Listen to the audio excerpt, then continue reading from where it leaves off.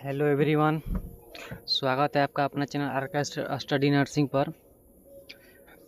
आज हम टॉपिक लेकर आए हैं टेटनेस, यानी जो टेटनेस होता है यानी डिजीज़, तो कैसे होता है, उसका क्या उपचार है, उसका कारण क्या होता है, आज हम सभी चीज़ लेकर आए हैं। जो देखिए टेटनेस होता है एक प्रकार की डिजीज है, तो कैसे होता है, क्यों होता है, इसका बीमारी कौन सा बीमारी है, किस बैक्टीरिया से होता है, इसमें एक प्रकार के बैक्टीरिया होता है, सभी बैक्टीरिया की संरचना क्या होती है, बैक्टीरिया के बारे में भी हम सब देखने वाले हैं। चलिए आपका बिना टाइम वेस्ट किए वीडियो स्टार्ट करते हैं। वीडियो को स्किप मत कीजिए, वीडियो के अंत तक पहले बने रहिए। ये सबसे पहले टेटनस के बारे में देखेंगे। जो टेटनस होता है, टेटनस के बारे में हम देखेंगे। देखिए, टेटनस नवजातों में होने वाली मृत्यु यानी न्यूनेटल डेथ का एक प्रमुख कारण है। टेटनस जो नवजात होते हैं, नवजात जो उम्र होता है मनुष्य का, मुख्य कारण होता है मृत्यु का, यानी टेटनस से मृत्यु भी होती है। यह आम कारण जैसे मुख्य कारण होता है, यानी टेटनस से मृत्यु होना आसान है। किसी भी डिजीज से मृत्यु हो सकती है, तो उस प्रकार से टेटनस से भी मृत्यु होती है। बच्चों में पाई जाने वाली 6 जानलेवा बीमारी पोलियो। देखिए सबसे पहले बोल रहा है बच्चे में पाए जाने वाली 6 बीमारी, यानी अब सबसे पहले देखेंगे 6 बीमारी कौन कौन सा बोल रहा है। देखिए पोलियो हो गया, क्षय रोग हो गया, डिप्थीरिया हो गया, इसको कलर चेंज कर लेते हैं, कुकर खांसी हो गया, टिटनेस तथा खसरा। बच्चों में पाए जाने वाली 6 बीमारी, ज़्यादातर बच्चों में कौन सा 6 बीमारी पाई जाती है? पोलियो हो गया, क्षय रोग हो गया, डिप्थीरिया हो गया, कुकर खांसी हो गया, टिटनेस हो गया, खसरा हो गया। ठीक में यह दूसरे नंबर की सबसे घातक बीमारी है, यानी 2 नंबर पे 6 रोग में सबसे 2 नंबर पे घातक बीमारी कौन सा है भैया? तो टिटनेस है, यानी टेटनेस या टिटनेस। तो टिटनेस है, कौन सा बीमारी? टिटनेस। प्रथम नंबर पर खसरा मिजल्स आता है। प्रथम नंबर पर कौन आता है? तो प्रथम नंबर पे खसरा जाते हैं। खसरा एक, ये भी एक प्रकार का डिजीज है जो बच्चों में ज़्यादातर अधिक पाई जाती है। ये भी जानलेवा डिजीज यानी घातक बीमारी होती है, अर्थात बच्चों में संक्रामक बीमारी के कारण मृत्यु में सर्वाधिक खसरे के कारण होती है। अब देखिए बच्चों में सबसे पहले 6 डिजीज होते हैं यानी रोग। अब 6 रोग में सबसे पहले कौन सी घातक होती है? तो सबसे पहले घातक हम लोग का कौन सा होती है? तो घातक हम देखिए बोले, इसमें क्या बोला, बच्चे में 6 बीमारी पाए थे। कितने बीमारी पाए जाते हैं भैया? तो 6 बीमारी ज़्यादातर मृत्यु के लिए घातक होते हैं। कौन सा? 6 बीमारी। देखिए 6 जानलेवा बीमारी बोल रहे हैं यहाँ पे। अब 6 जानलेवा बीमारी में पहला पोलियो हो गया, क्षय रोग हो गया, टिटनेस। अब देखिए इसमें बोल रहा है कि बच्चों में 1 नंबर पे कौन सा घातक बीमारी होता है? पहले वीडियो को अंत तक बने रहिए, आपको समझाने वाले हैं। 1 नंबर पे घातक बीमारी बच्चों में कौन सा होता है? खसरा होता है, यानी मीजल्स। कौन सा होता है? मीजल्स, खसरा। 2 नंबर पे क्या होता है? टिटनेस होता है। 2 नंबर पे क्या होता है? टिटनेस होता है। कौन सा? टिटनेस। ये टिटनेस हो गया। अब देखिए, अब इसमें आगे देखेंगे। चलिए अब देखिए, अब हम दिखाने वाले हैं आपको कॉजेज, यानी कारण। कौन से कारण से टिटनेस होता है? सबसे पहले आम भाषा में हम देखेंगे, एक प्रकार का बैक्टीरिया होता है। क्या होता है? बैक्टीरिया। देखिए बोल रहा है यहाँ पे बोल रहा है, कलर चेंज कर लेते हैं हम, रेड कर लेते हैं। देखिए यहाँ पे बोल रहे हैं कि टिटनेस कोलीस्ट्रीडियम टिटानी नामक बैक्टीरिया के बाह्य जीव विष यानी एक्सोटाइन द्वारा उत्पन्न होता है। देखिए टिटनेस जो होता है कोलीस्ट्रीडियम टिटानी नामक बैक्टीरिया से होता है। एक प्रकार का बैक्टीरिया होता है। क्या होता है भैया? एक प्रकार का बैक्टीरिया से होता है। जो लोग बोलते हैं कि ये किल वगैरह, चूफी वगैरह गड़ने से होता है टिटनेस, तो वो बात सही है, उससे होता है, लेकिन उसमें एक प्रकार का बैक्टीरिया होता है। कौन सा बैक्टीरिया होता है भैया? तो कोलीस्ट्रीडियम टिटानी। देखिए ये बैक्टीरिया होता है। ऐसे ये लंबे बैक्टीरिया होते हैं कुछ इस प्रकार के, ये बैक्टीरिया होते हैं। इसके इसका स्पोर्स निकले होते हैं किनारे किनारे। अभी इस बैक्टीरिया की वजह से टिटनेस होता है। कौन सा बैक्टीरिया, यानी जो कीटाणु हम लोग बोलते हैं, कीटाणु या जीवाणु बैक्टीरिया के, उसी का ये रूप है, ठीक।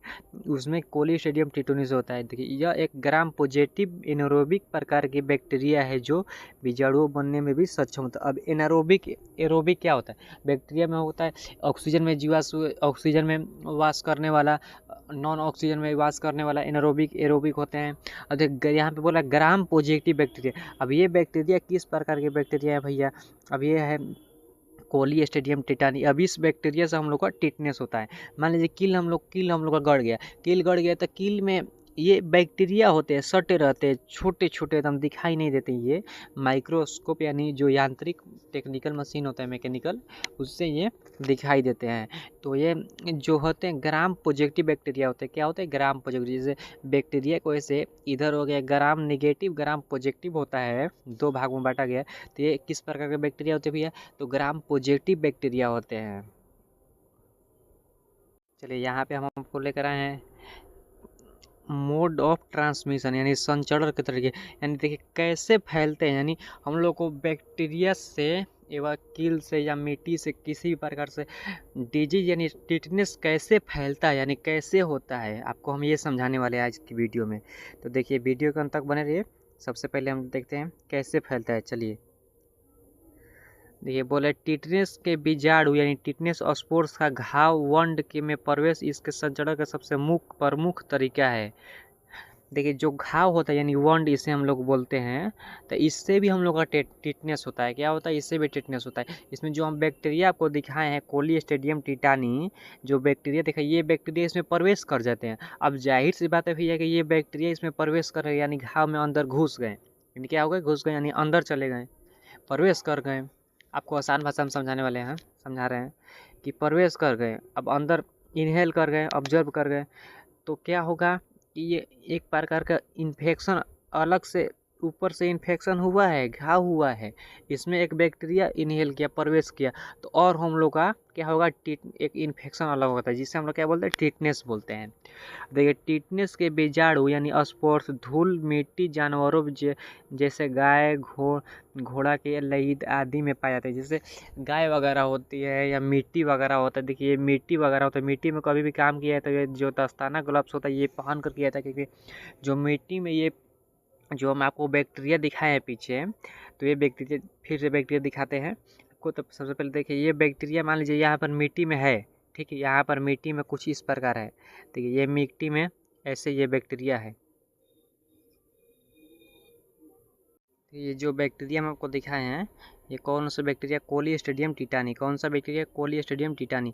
अब ये बैक्टीरिया मिट्टी में पाया जाता है। क्या होता है? मिट्टी में पाया जाता है, या कील वगैरह होते हैं जिसमें मूर्छा वगैरह लगे होते हैं, पुराने कील वगैरह कई वर्षों के, तो उसमें ये सटे हुए। अब देखिए ये जो कील है, ये कील है, यानी कुछ इसमें मूर्छे वगैरह, जिसे हम लोग क्या बोलते हैं? मूर्छे बोलते हैं।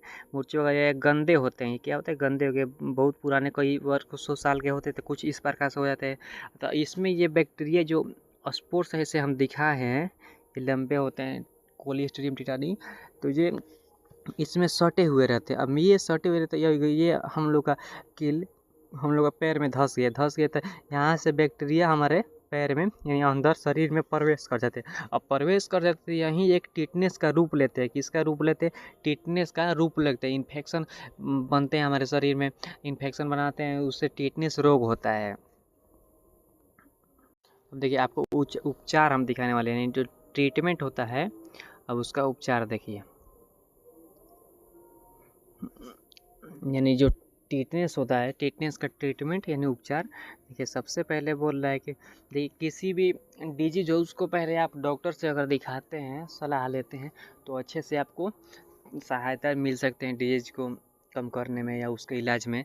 सबसे पहले देखिए यहाँ पर हम आपको एक आधार लेकर आए हैं कि ह्यूमन टिटनेस इम्यूनोग्लोबुलिन, जो इम्यूनोग्लोबुलिन होता है, तो इसकी 500 से 3000 IU इंट्रामस्कुलर IM द्वारा देनी चाहिए। कौन सी? यानी टिटनेस का जो इम्यूनोग्लोबुलिन आता है, वो कितना देना चाहिए? 500 से 3000 ml। कितना? 500 से 3000 IU। IU क्या बोल रहा है? इंटरनेशनल यूनिट होता है, इंटरनेशनल यूनिट होता है। इंटरनेशनल यूनिट, या इसको और हम दर्शा सकते हैं, जैसे एमएल होता है, एमएल से छोटी मात्रा होती है आयु का। अब देखिए इंट्रामस्कुलर मार्ग द्वारा देनी चाहिए, कौन सा मार्ग द्वारा देनी चाहिए भैया, तो इंट्रामस्कुलर मार्ग द्वारा देनी चाहिए। ये रूट होता है, इंट्रामस्कुलर होता है, इंट्राडर्मल होता है, इंट्रावेनस होता है, सबक्यूटेनियस होता है। अब देखिए त्वचा के परीक्षण के बाद, यानी मान लीजिए हमारा स्किन का परीक्षण यानी टेस्ट हुआ, तो उसके बाद बोल रहा है कि उसके बाद त्वचा के परीक्षण के बाद एंटीटेनिक सीरम यानी एटीएस के 3000 से 1000 आयु इंट्रामस्कुलर या इंट्रावेनस मार्ग द्वारा दे सकते हैं।